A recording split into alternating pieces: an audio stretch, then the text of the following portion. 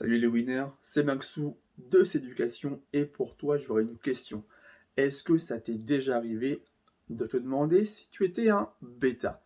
On a vu comment connaître un mâle alpha, maintenant on va voir comment savoir si vous êtes un mâle bêta. Pour ça, on va voir ensemble 7 signes de reconnaissance. Allez, c'est parti. Premier signe, bêta a un rôle de suiveur. Au contraire du mâle alpha qui lui est un meneur né, un leader, le bêta, à l'opposé, est un suiveur, un mouton de panurge. Il suit le groupe, il suit le leader. Il n'est pas force de proposition, il n'est pas autonome en tant que tel. Il a tendance à suivre les autres plutôt que de prendre la tête du groupe. Il n'ose pas prendre des risques, il n'ose pas prendre la tête du groupe. Il exécute au lieu de commander. Il reste vraiment dans l'exécution pure et dure plutôt que de réfléchir et de passer à l'action, plutôt que de prendre des décisions, parce qu'il a peur tout simplement de connaître l'échec. Il n'a pas encore conscience de son pouvoir de réussite. Il manque encore de confiance en lui. C'est pourquoi il refuse, même si on lui propose, de prendre des responsabilités. Sur le plan professionnel, il n'occupe pas un poste de commandement. Il n'a pas de poste de responsabilité, que ce soit un PDG, un homme politique, un dirigeant, bref, ce genre de métier-là. Il agit plutôt dans l'ombre du mal alpha. Il est vraiment hors des projecteurs. Il agit en coulisses, parce qu'il ne va pas être au centre de l'attention. Deuxième signe de reconnaissance du mal bêta, il a des difficultés à se faire respecter par les autres, et, a fortiori, par les femmes. En revanche, l'alpha, lui, sait se faire respecter de façon naturelle parce qu'il dégage un charisme naturel qu'il a travaillé, qu'il a développé au fil des années et au fil de son expérience. Le problème, c'est que le bêta, lui, aura du mal à poser des limites. Il a du mal à se faire respecter, à savoir dire non. Il ne sait pas dire non aux autres parce qu'il veut plaire à tout le monde, justement.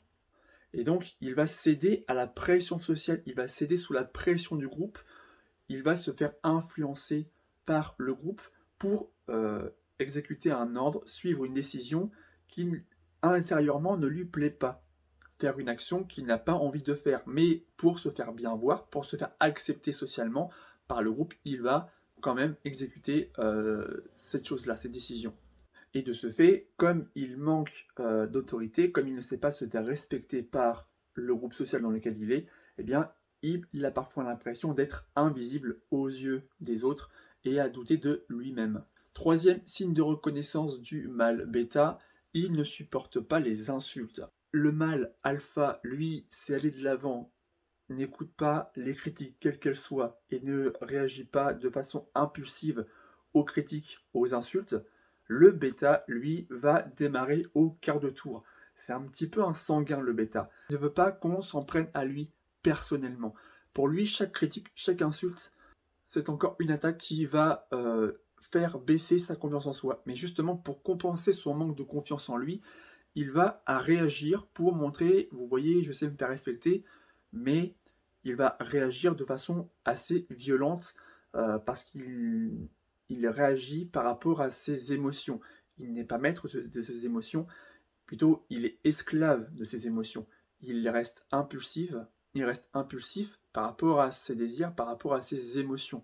Il a donc une mauvaise tolérance face aux insultes et aux provocations des autres, et en agissant ainsi, il va manquer d'assurance.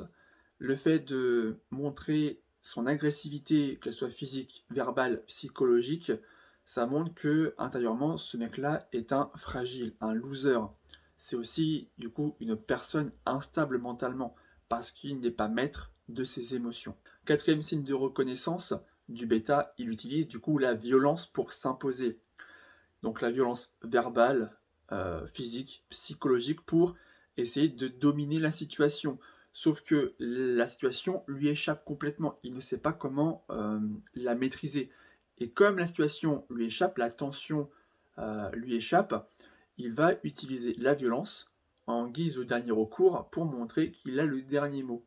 Le problème, c'est que en agissant ainsi, même s'il veut se prouver en tant que voilà, même s'il veut prouver qu'il est viril, un mâle dominant ou peu importe, au contraire, il va donner une mauvaise image de lui-même. Il va considérer que le mâle dominant, c'est celui, le bourru, qui va rentrer en contact direct avec l'opposant, donc la provoque avec celui qui l'insulte, celui qui le provoque. Mais justement, il faut que vous compreniez bien que l'alpha va réagir de façon plus diplomate. Ils n'ont pas tombé dans l'agressivité. Cinquième signe de reconnaissance, il va séduire des femmes en groupe. C'est-à-dire que avec ses amis, avec son groupe d'amis, il va séduire les femmes. Il va essayer de les draguer plutôt. Il va préférer séduire les femmes quand il est accompagné de son groupe d'amis plutôt que tout seul. Parce qu'il sait qu'avec ses amis à côté ou derrière lui, il va se sentir un autre homme beaucoup plus rassuré, plus puissant, plus rassurant, plus dominant. Parce qu'il va pouvoir se raccrocher, s'appuyer sur ses amis qui l'accompagnent. Alors que s'il est tout seul, il va se sentir démuni, déstabilisé parce qu'il n'aura plus personne, aucun soutien moral et physique sur lesquels se reposer en cas de rejet d'une approche, par exemple, face à une fille. Il va se sentir plus fort s'il est accompagné de ses amis et ça va lui permettre pour lui de surmonter cette peur du rejet.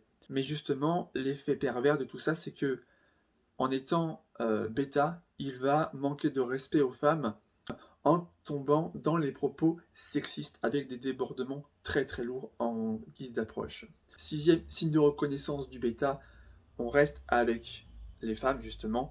Il a tendance à insister avec les femmes. Si l'alpha sait qu'il a du pouvoir de séduction et qu'il peut très bien nexter une femme qui ne l'intéresse pas sans tomber dans le harcèlement, dans l'acharnement lors d'une approche, le bêta, lui, n'a pas conscience de ça.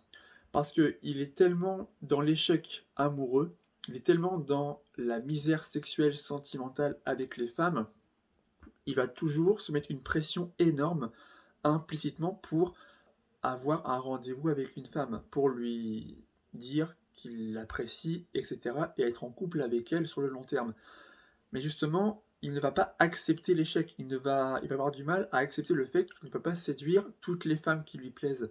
Et si une femme lui dit non, même plusieurs fois, il va continuer d'insister. Et donc il va plus être dans la persévérance, mais dans l'acharnement.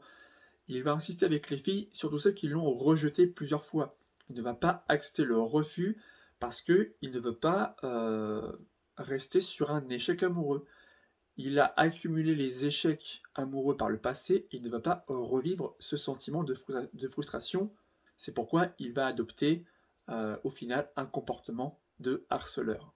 Et enfin, septième signe de reconnaissance du bêta, il pense que l'homme idéal, le vrai homme, l'homme masculin, doit être dominant. Alors qu'on l'a vu dans la vidéo sur l'alpha, je vous la renvoie par ici, le mâle alpha n'est pas forcément dominant avec les femmes. Il sait se faire respecter. Mais justement, si vous tombez dans la domination masculine, vous risquez justement de créer une relation toxique, et non pas une relation saine, épanouissante et équilibrée.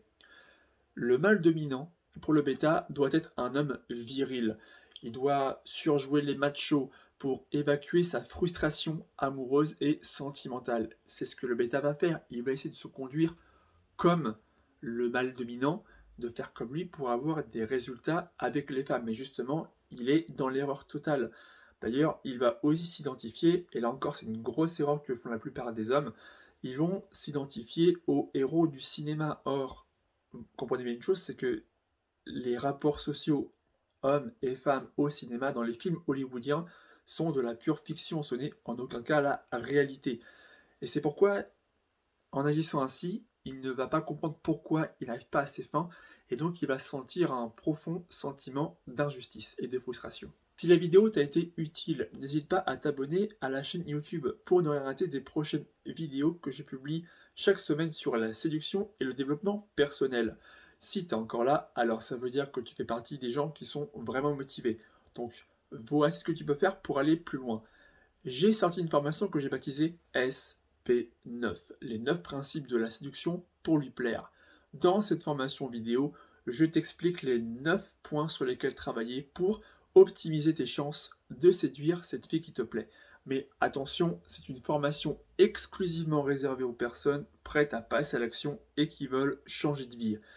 Si ça t'intéresse, le lien est dans la description. Je vous retrouve dans une prochaine vidéo. C'était Maxou pour vous servir. Ciao!